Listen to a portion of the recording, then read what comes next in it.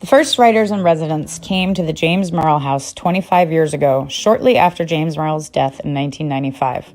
Since then, over 80 writers have visited, staying in his home, a National Historic Landmark, to work on projects of their own. Thanks to Merrill's generosity, the house now belongs to the Stonington Village Improvement Association and is an ongoing inspiration for writers and poets from around the world. For more information, visit our website, jamesmerrillhouse.org. Thank you.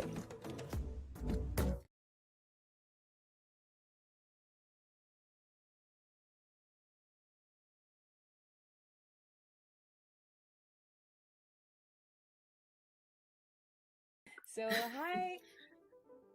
Okay. Yeah. Thank you so much, Bergen. It is lovely to see the James Merrill hidden study of 107 behind you. It's very nostalgic. Yes. Yeah. Thanks so much. So this is my new book. It's called The Math Campers. My own novel. It's called These Women. It looks like this. Well, the first thing I'll say is all the dreams are actual dreams. There's nothing worse than a fabricated dream. You can always tell.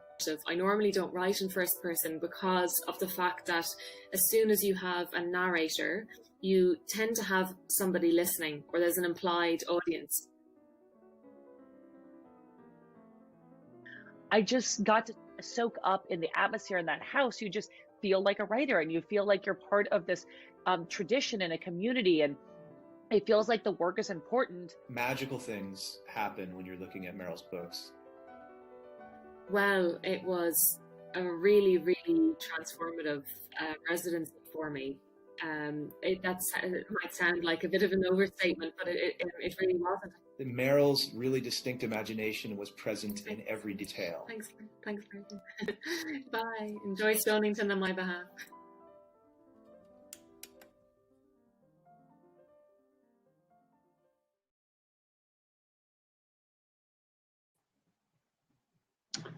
So many cheerful voices. Good afternoon, and welcome to the James Merrill House reading today by the poet Henri Cole. My name is Jonathan Post, and I'm speaking to you from our house in Stonington, down by the docks, so you may hear the odd lobster truck roll by. But it's only a stone's throw from the Merrill House at 107 Water Street, where Henri currently resides as this month's Merrill Fellow.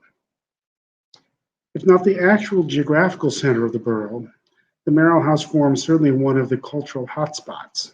I'd say the hotspot, but for fear of incurring the wrath of the Stonington Free Library, a town treasure as well, and part of a cultural umbilical cord that stretches the distance of Water Street to wrap around the La Grua Arts Center on the way to Du Bois Beach, a haven for swimmers, and an apt metaphor for Henri Cole's poems, which dive swiftly, cleanly, and deeply into emotionally turbulent waters. To introduce a Merrill House writer with a reference to the house reminds us of the gratitude we owe the many people in Stonington who keep the building and its programs afloat. And it offers me the opportunity to kick the tires, so to speak, and to ask for donations. For all its success, housing both blossoming and seasoned writers, it's largely a volunteer operation where every dime counts. So please give generously. To introduce Henri alongside Merrill is also to point to Merrill's place as a presiding spirit over Henri's own birth as a poet in the early 1980s. Henri has acknowledged as much in a fine tribute you can find online that includes a reading of Merrill's last poem, Christmas Tree. But Merrill's role as an initial force can be also felt in Henri's decision to frame his own autobiographical sonnet sequence, Chiffon Morning, after Merrill's sonnet sequence, A Broken Home, in which both poets find in verse a means to address the origins of their fractured home life as children. Cole will continue Merrill's legacy in part through the cultivated immediacy and modesty of his own lyrics. Neither are stadium poets, in Louise Glick's sense of the term, and through a lengthy exploration of the sonnet as a preferred mode of verse, a form that Henri has made distinctly his own. He is its modern master, by turning those attributes in an un-Merrill-like direction, dispensing with so many of the sonnet's formal rules, especially those of rhyme and meter, but always maintaining, as is true of Merrill, an exact understanding of the imaginative truth of words on the page. I suspect Henri will speak more of the use of the sonnet form in the Q&A after his reading, but if he needs encouragement, please use the chat function of Zoom to send along any questions you may have of him. Still, I might take the opportunity here to cite his own splendid description of the sonnet's appeal. This from his memoir Cum Ars Poetica, Orphic Paris, published in 2018, brightly glittering with praise by many hands. Henri is meditating on a Roman temple built in the time of Augustus in the south of France, the Maison Carrée. When I was a young man, still getting to know mother's family in Marseille, I found enchantment in the south of France too, after having been raised rigidly in a military and Catholic household. Visiting the Maison Carrée with its graceful edifice on a tall podium, with its single portico and 6 tall Corinthian columns, and with its rosettes and acanthus leaves carved out of limestone, I wonder if I didn't see a metaphor for the sonnet, a form I love, with its mixture of passion and thought, its infrastructure of highs and lows, its volta and the idea of transformation, its asymmetry of lines like the foliage of a tree over a trunk, and most of all, its intensity. I quote this in part for its descriptive exuberance. Henri, like Elizabeth Bishop, another favorite poet of his, is truly a poet with a penetrating eye. But mainly I'm drawn to it because of the passage's liberating effects, the form here creating a sort of escape route to another, fuller world than that of his doubly rigid household. And because relinquishing some of the familiar formal aspects of the sonnet doesn't mean forsaking, as he says, its inner logic of thought, passion, and transformation, its intensity. The year 2020 saw the publication of Henri's 10th volume of poetry, Blizzard, just reissued this month in paperback from Farrar, Straus, and Giraud.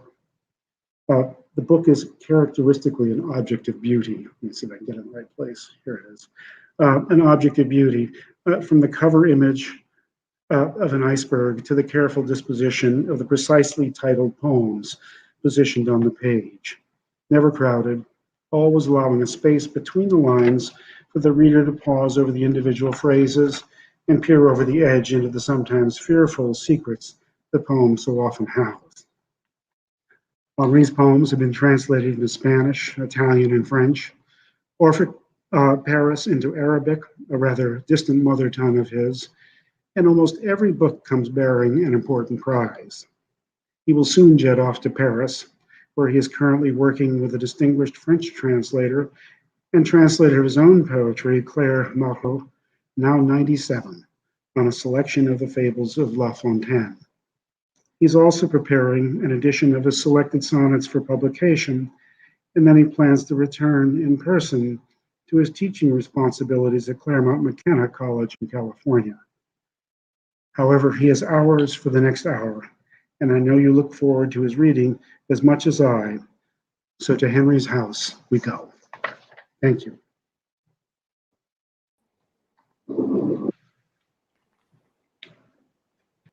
Thank you, Jonathan. My goodness, thank you very much. You've been a great neighbor this last month, and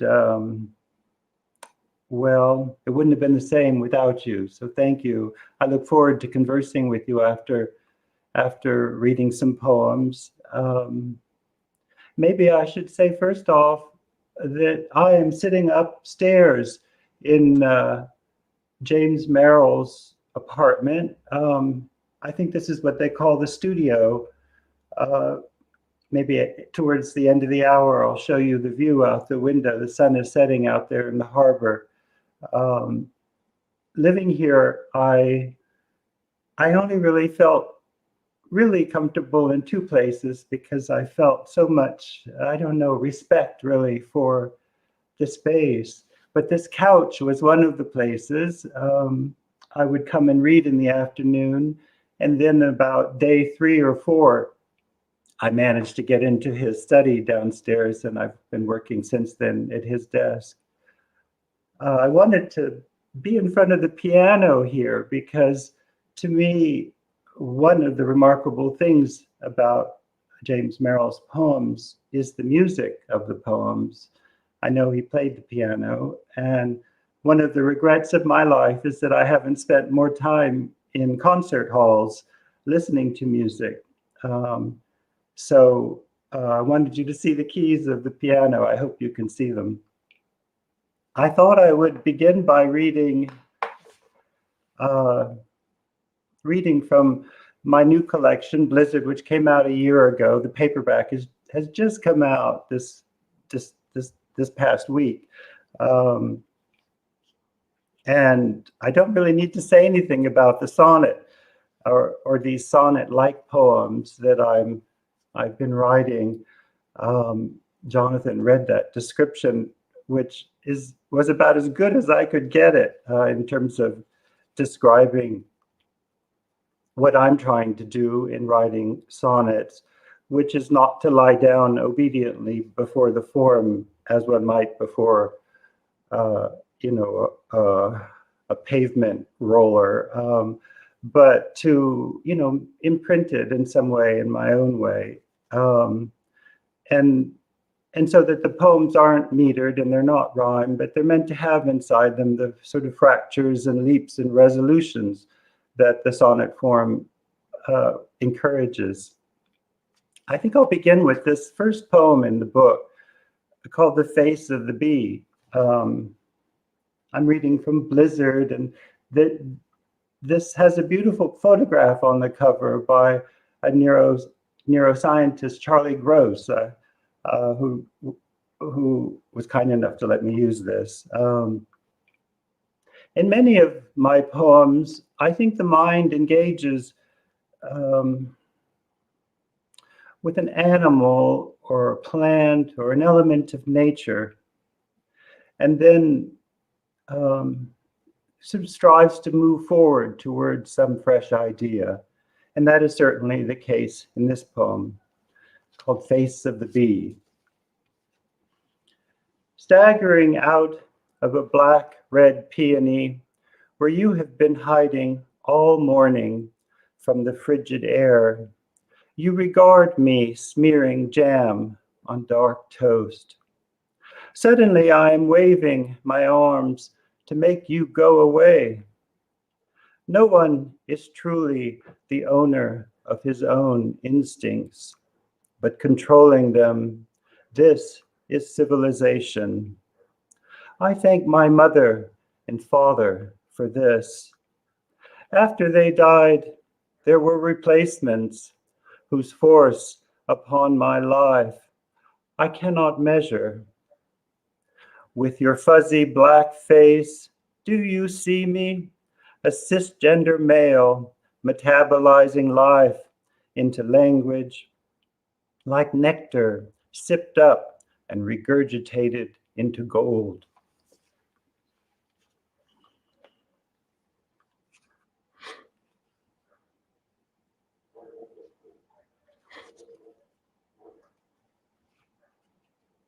As Jonathan mentioned, my mother was born in Marseille. And this next poem tells the story, well, really the history of her parents, who were from Asia Minor or Armenia. And they escaped death really with the help of a ship that brought them and others to the port of Marseille. My mother spent her whole life trying to be an American woman. And at the end of her life, she was completely a French woman, again, just speaking her first language, French. This poem is called Weeping Cherry. On a plateau with little volcanic mountains, a muddy river, dangerous when the snow melts, a fertile valley, cattle breeders, and a music academy, a tall, handsome, agile people with straight black hair and an enterprising spirit, lived peaceably. Though there had never been hatred between the races, after a quarrel over local matters, massacres came. Men, women, and children robbed and deported, an evacuation, they called it. Heads impaled on branches, mounds of corpses like grim flowers knotted together. A passing ship transported a few to a distant port where mother was born, though now she too has vanished into the universe, and the cold browns the weeping cherry, vivid red mixed with blue.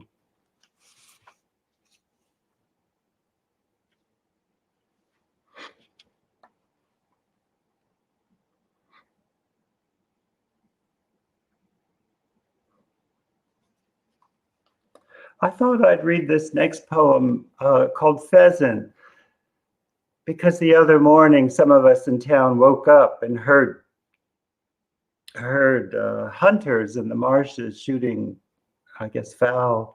And it reminded me of this poem I wrote when I once stayed in a residency in Umbria, and it was during hunting season. They were hunting boar then. And I tried to imagine what it would be like to be one of the hunters. So this poem is sort of from the point of view of a man hunting, called Pheasant. After espresso, friendly banter, and cold meats, after the shots taken, the near misses and more shots, after frenzy in thick woods, barking pointers and sprays of grape shot, after the trembling, hollering, and retrieving, after a long table of antipasti, slow-cooked beans, and tarts served alongside fruit, the pheasant lay gutted or hung up for moist roasting, preferring to run rather than fly, timid around men, how they startled up with a wing whir. Now I eat what is caught with my own hands, like my father, and feel confused. The charm flees. I want my life to be borrowing and paying back. I don't want to be a gun.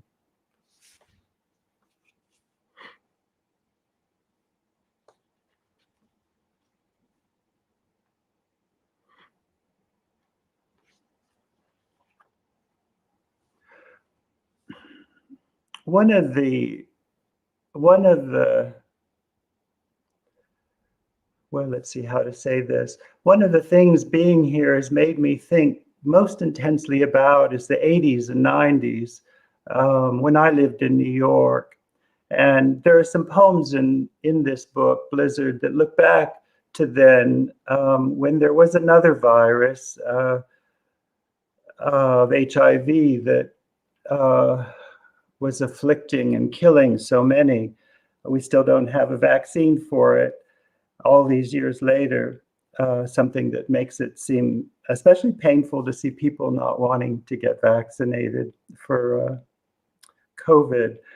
But this is a poem, well, I was going to speak of this later, but maybe this is a moment, which is to say I met I met James Merrill through David Cowstone, who was a teacher of mine one term at Columbia University. He taught a class sort of replicating his book, Five Temperaments. And one of the poets in that book is James Merrill, and Bishop and Audrey and Rich and Ashbery and Lowell, I guess, are the five poets. But one summer, David was going to Venice, and he let his student house sit his apartment in Chelsea. And when I went over to pick up the key one afternoon, James Merrill was there in the apartment. And I suppose there was no poet I loved more in my 30s. So I was full of awe. This poem is called Keep Me. I found a necktie on the street, a handmade silk tie from an Italian designer. Keep me, it pleaded from the trash. There's probably a story it could tell me of calamity days long ago. Then yesterday, tying a Windsor knot around my neck, I heard voices. Why have you got that old tie on? Suddenly, Mason, Roy, Jimmy, and Miguel were pulling at my arms, like it was the 80s again, a darksome decade, with another hard-right president. My lips were not yet content with stillness. We were on our way home from a nightclub. I adore you, Miguel moaned, but have to return now. Remember, death ends a life, not a relationship.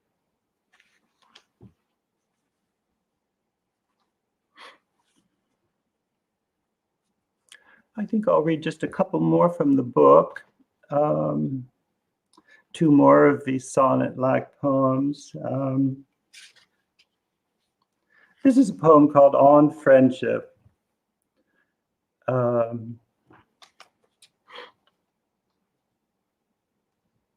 Well, I won't say more about it.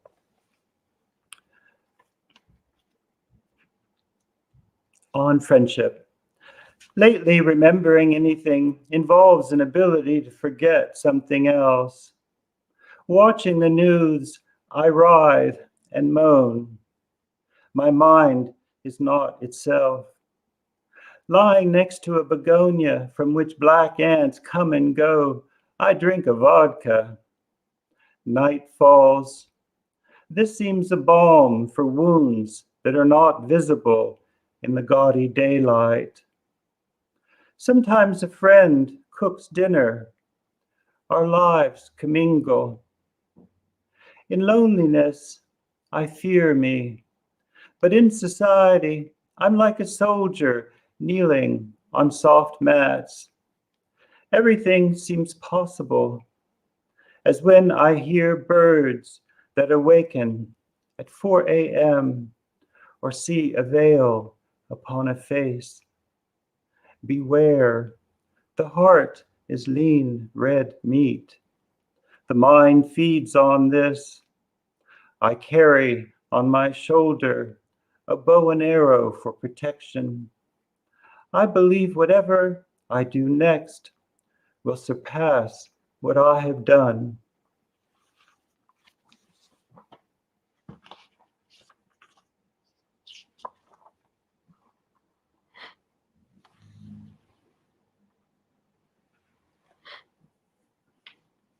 I suppose this is a cat poem.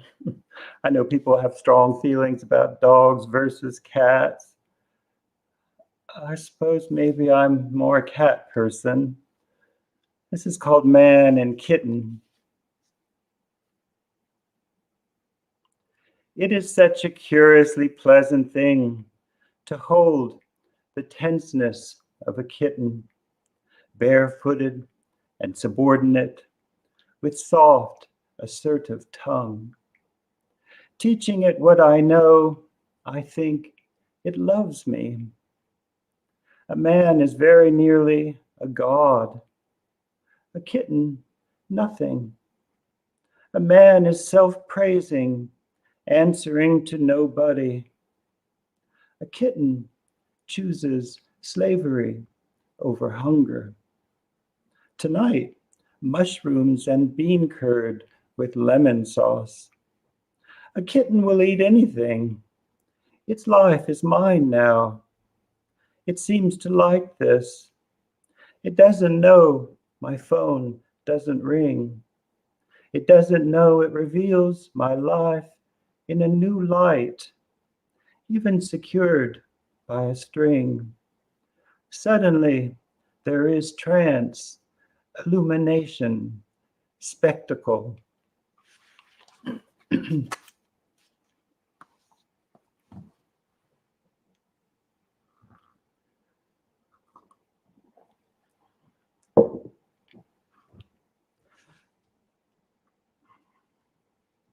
I thought maybe I would read, since Jonathan mentioned the La Fontaine. I've been Skyping every morning with my friend Claire Malroux, and we've been going over these. They're sort of free verse translations of La Fontaine. I don't think there is a free verse translation of him, so we've been giving it a go. We've done about 17 of them, I think. I thought I might read one. Claire is a very distinguished poet in her own right. In America, in France, she's known as, well, she's brought all of Wallace Stevens and all of Emily Dickinson into the French language. So, I needn't say more. La Fontaine thought that poems had, you might say, bodies and souls, which is that in these fables, they sort of begin with a narration, which he thought of as the body, and then they conclude with a kind of aphorism, an aphoristic couplet or quatrain, usually. This is called The Fox Whose Tail Was Cut Off. An old fox, but the craftiest, a great devourer of hens, a great rabbit catcher, showing his foxness from far away, in the end got himself caught in a snare. Then by great luck escaped it, though not completely, since as a price he left his tail. Having, as I say, escaped, though tailless, and mortified, in order to have peers, how clever he was. One day, as the foxes were deliberating among themselves, "What are we doing," he said, "with this useless weight that goes sweeping all the muddy paths? What use is this tail? It should be cut off. Trust me, everyone will resort to this." "Your opinion is very good," says someone from the band, "but please turn around and you'll get our answer." Upon these words, there was such jeering that the poor curtailed one could not be heard. Removing their tails would have been a waste of time, so the fashion went on.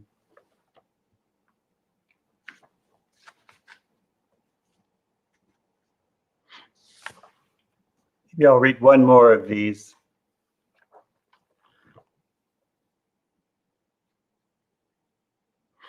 This one is called The Deer Seeing Himself in Water.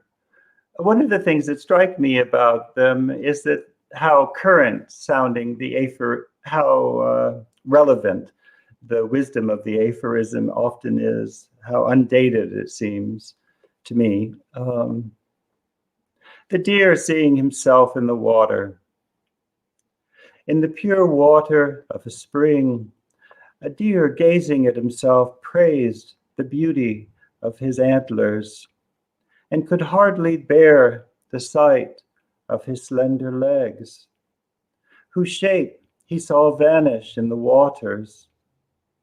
"How disconnected my feet are from my head," he said, seeing their shadow with grief.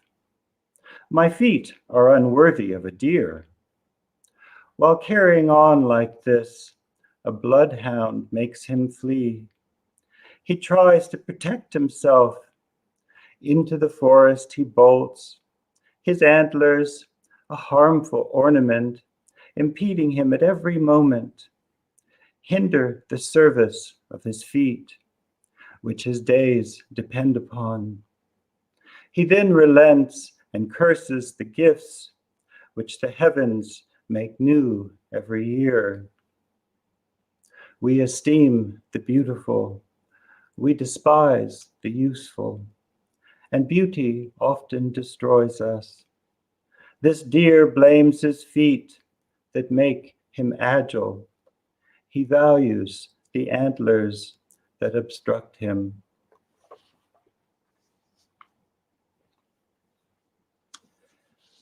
Oh, let's see. Maybe I'll read just two more new poems. I have a bunch of new poems I've been working on here, revising and trying to make stronger. This one sort of relates to the peasant poem, it occurs to me. It's called Guns.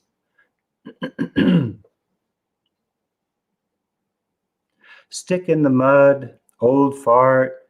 What are you doing to get the guns off the street? I am not here to pick on anyone, but now that they have shot Yossi, who ground my meat in Hingham, and his shiny pink meat truck is for sale, I feel desolate. A gun is a vengeful machine exacting a price. A gun rejects stillness. It wants to get off. A man can be vain, almost like a god, but inside him is a carp biting the muck of a lake. A man who speaks too softly gets hit with a big stick and lopes along behind. A gun is minatory. Still, a week of kindness is greater. Run, hide, evacuate. Don't fire, duck, take cover.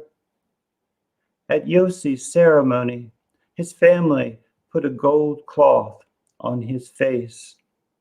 Self-reliant, autonomous, tough, he lay in a shroud of silk.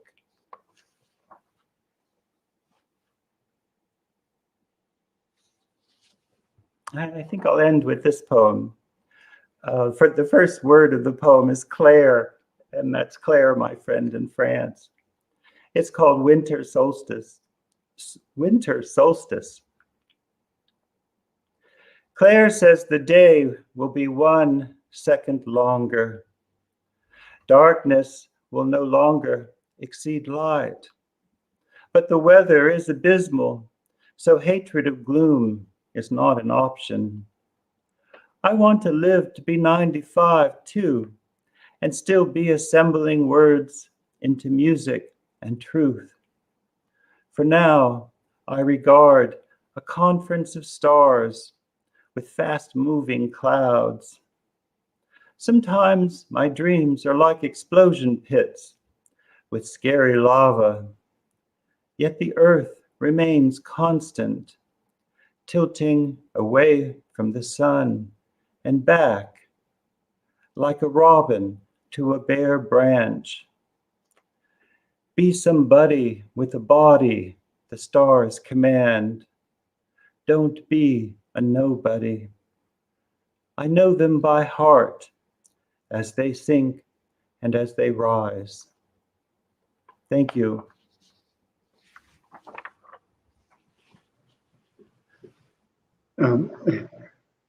Henri, that was wonderful. Can you hear me? I can hear you. Yes, I'm just trying to find the clock to see that I left enough time for us to converse.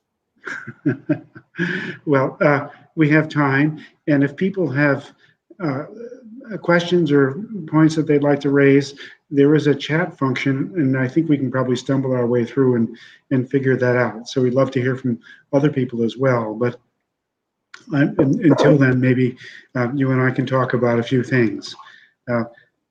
I'm curious to know, your poems have such kind of wonderfully spare diction with an occasional flourish. And I'm curious to know about the process whereby you go from a beginning idea to a more or less final version on a page. I mean, how much is thrown out and how much is kept, and so forth. Well, I don't usually when I start, and I don't want the poems to be linear.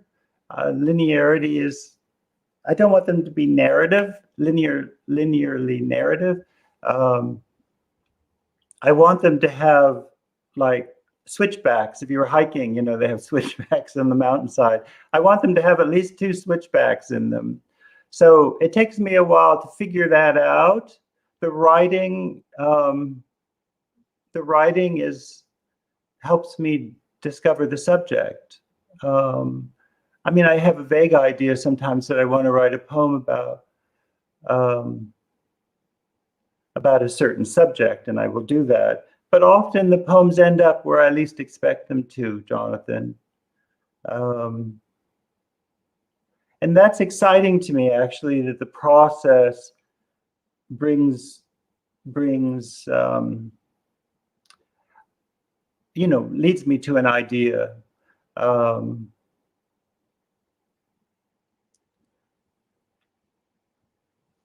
Does that make sense? Yes, it does. Yeah, no, I think it's a terrific way of describing an evolution rather than an idea, and that's always good to hear. I do want them to have a primary emotion. I mean, that's an essential thing. But I want them, to have artistry as well. I want them to have fear, wonder, grief, desperation, triumph. I want them to have one of those things, but they can't be just that. I want them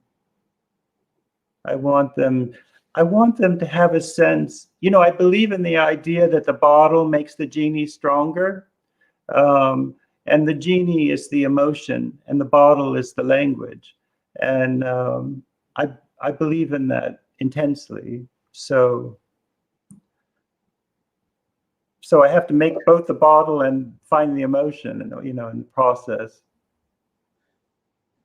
I wonder, we talked a little bit about Merrill and the importance he played in relation to your early years, particularly, but obviously you still are feel the power of him sitting in the rooms where you do in the Merrill house. I wonder if you could talk a little bit more about some of the other poets. I'm thinking particularly of Bishop and Louise Glick, and ones where I sense a pretty strong affinity. And what I'm thinking too, maybe of Seamus Heaney as well, partly as a kind of cadre of your Harvard and also Boston friends, whether sort of people you knew or whether you've kind of imagined them, because in the case of Bishop, I gather she preceded you. But I wonder if you could just give us a little bit more insight into some of those poets. Well, I think Merrill and Heaney for me were models of the sonnet sequence idea, of how to make sonnet sequences. I mean, when I was in my 30s, Merrill was I came out when I was 30, so I was kind of late by today's standards, but he was a poet that I felt, I felt he was sort of coming out too, in a way. I mean, after the book Nights and Days, his whole work began to change and open up, and he became sort of a gayer poet, I think. And he was, for me, sort of between, you might say there was Ginsberg on the one side, and there was Tom Gunn, whom I also loved, and then there was Merrill. He was the most Apollonian, you might say. And I loved about him, sort of what I loved about Hart Crane, was that I loved that you could I love that you could be just lost in language. I almost feel that's a feeling that isn't so appreciated today, but I really valued that. I loved being lost in language, especially when I felt maybe that desire was being sublimated. So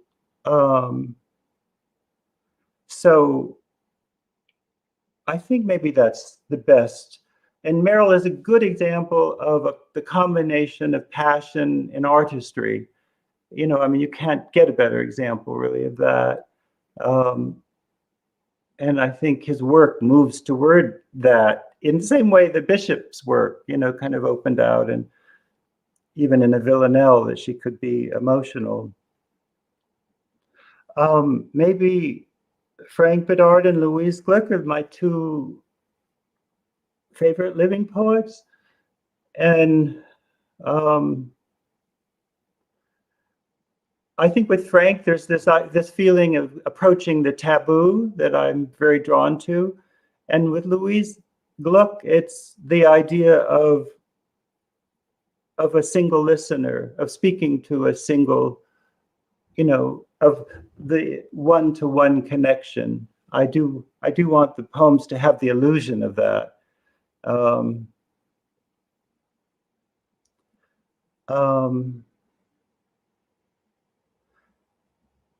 I love the work in my generation. I love the work of two gay poets, D.A. Powell and Carl Phillips. They're just fantastic poets.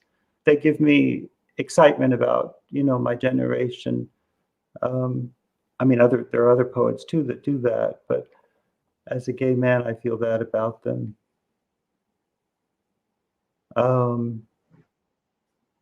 Is that too expansive? I don't know. Is that? No, it's very intriguing and wonderful. I have a quote from you that I might read just for the benefit of others. This is something you said about Louise Glick in Daedalus in 2014. It made quite an impression on me when I read it. This is you speaking, okay? For all of us trying to make something durable from language, we're not drawn to the prettiness of our utterances or their melodic flourishes. We're attracted to a kind of fatal truthfulness, and who seek in poems a voice whose distilled vocabulary demands only one listener, like a conch shell pressed against an ear. Louise Glick is a liberator. Yes, I think that's true. Yeah, I think that's true. One of the things I like about Merrill is that there's such a variety of texture. You know, if you thought of language as I don't know, like a tapestry or a carpet or something, there are many different piles in his poems, and I like going from a completely pellucid passage into just being completely lost and trying to figure. I mean, I like that movement a lot, and I think that's something he figured out in his life.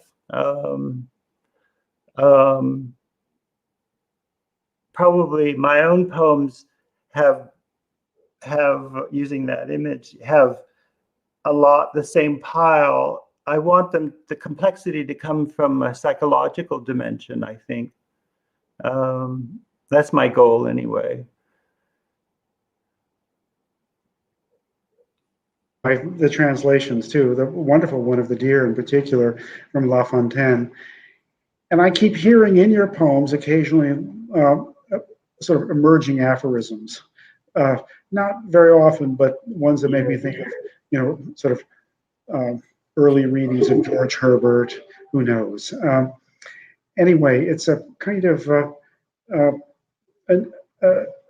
neat moment that you're translating the La Fontaine. And I wonder if you could talk a little bit more about the role of aphorism and wisdom in your own writing, in your own poems, and any poems in particular where you feel the pull toward wisdom. Great question.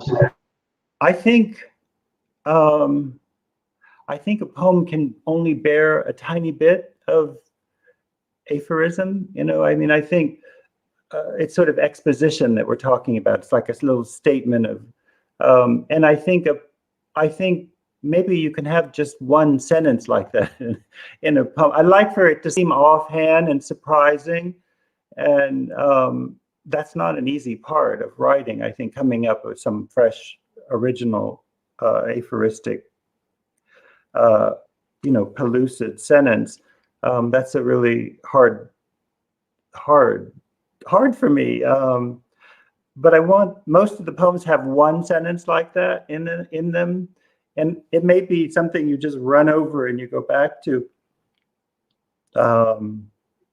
Claire and I quarrel about these La Fontaine because I say they're not really poems. I say they're like stories. And she says, no, they are poems. But we have stripped the meter and the rhyme from them.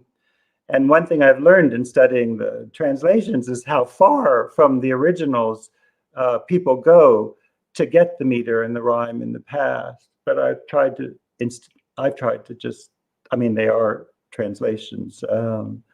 They're adaptations, I suppose you could say. But for myself in endeavoring in this project, I just wasn't sure that the language was interesting enough to really call them poems, They're so different from my own. And I like the idea of frolicking a little bit, of sort of, I like the frothiness of them.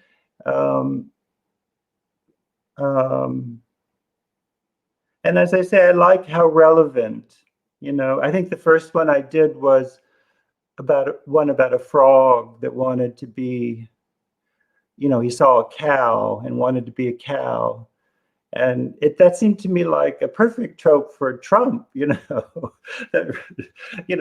so this frog, blows himself up to the point where he bursts and is destroyed. And that seemed to me exactly a metaphor for politics of the day. But thank you. Exercise for me, it helps me. It helps me.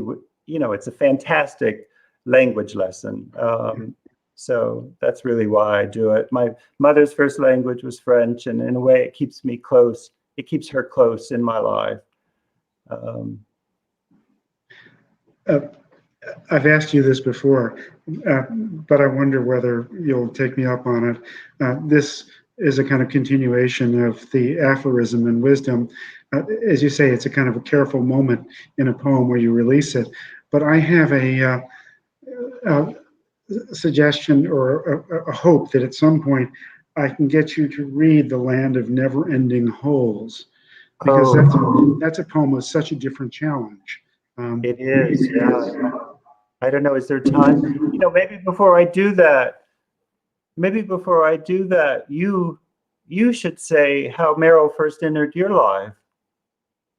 Well, on several occasions. Initially, I went to Amherst as an undergraduate, and it turns out that all of us were required as entering freshmen to read Nights and Days.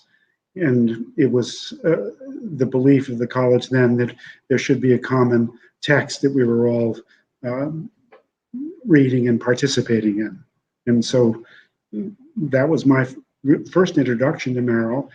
And then it continued in all kinds of forms, not least because I taught at UCLA for many years.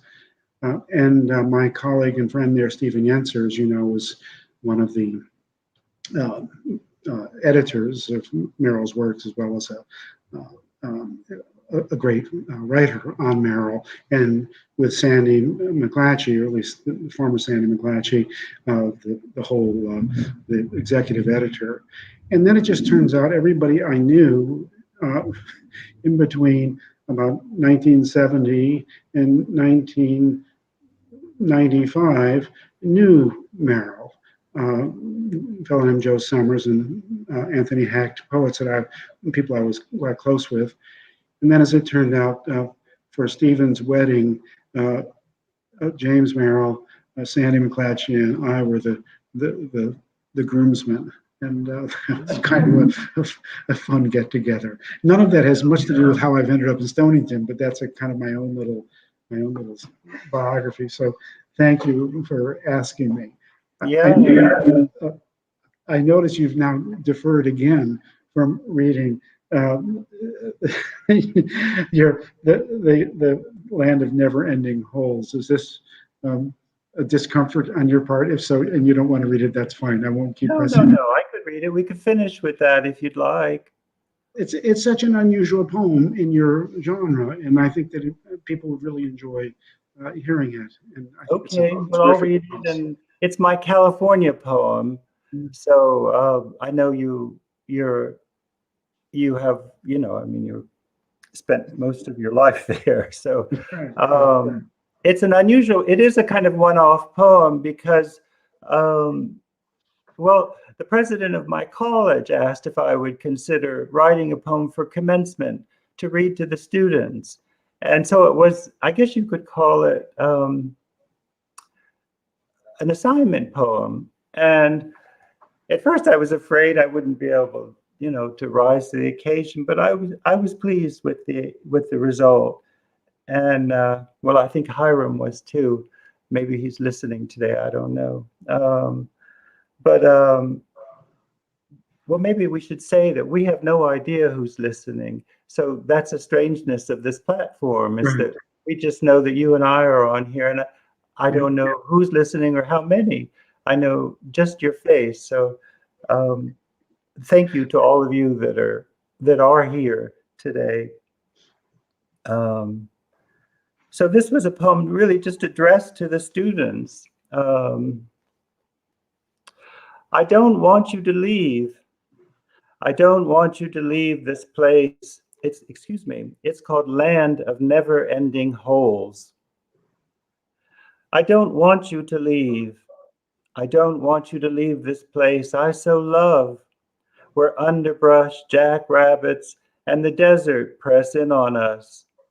Waiting under a palm tree with a suitcase and cell phone, listening for the train whistle. This is how I picture you.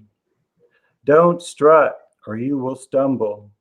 Make your mess into a message. Make your roof tight and your clothing sufficient, and you shall never be wanting if you value the best property of all, friends.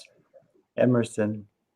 Remember the Zen axiom, nothing lasts, nothing is finished, and nothing is perfect. Out there is a land of never-ending holes, where brown is the new green. Out there are omnivorous, dazzling human voices, coarse cries, airy falsettos, heady blues, soul, and solemn low rumbles, speaking and teaching. It is never useless to say something or teach someone. The obscure human soul, it is sad and happy at once. Men sweep and stir up the dust, but women sprinkle water and settle it, sweetening the air.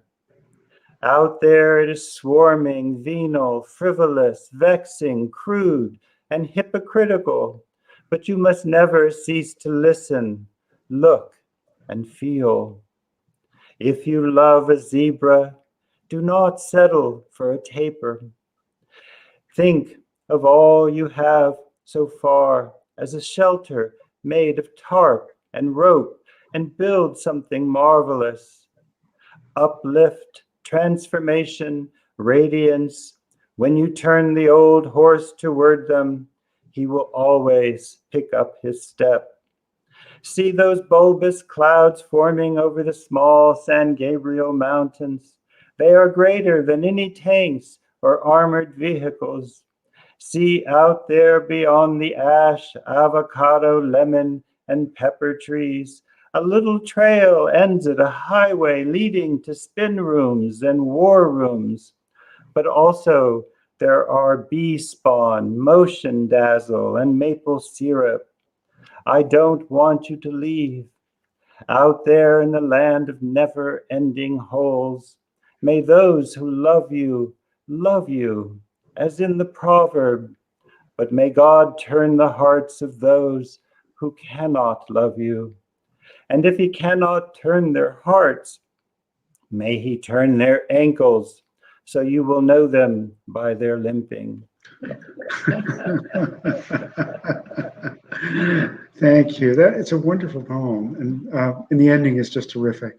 Well, I guess our time is up. I don't quite know the routine very well, but you have done. It's been wonderful to hear you, Henri, and I look forward to continuing to read you. And now there are no questions in the chat room so far as I can tell, but I'm rather new to this. Just a conversation I'm having with someone in the room here. In any case, thank you so much for the reading and for the month and all the pleasures you brought to Stonington. And back at you, Don. And now press the leave studio and see what happens.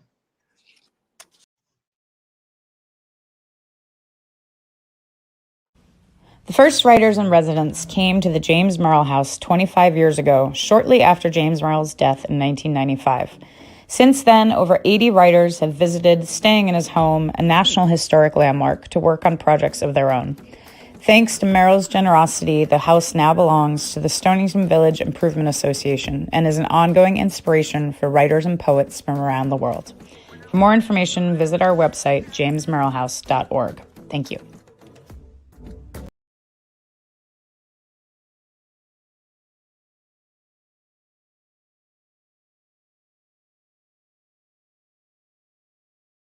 So, hi.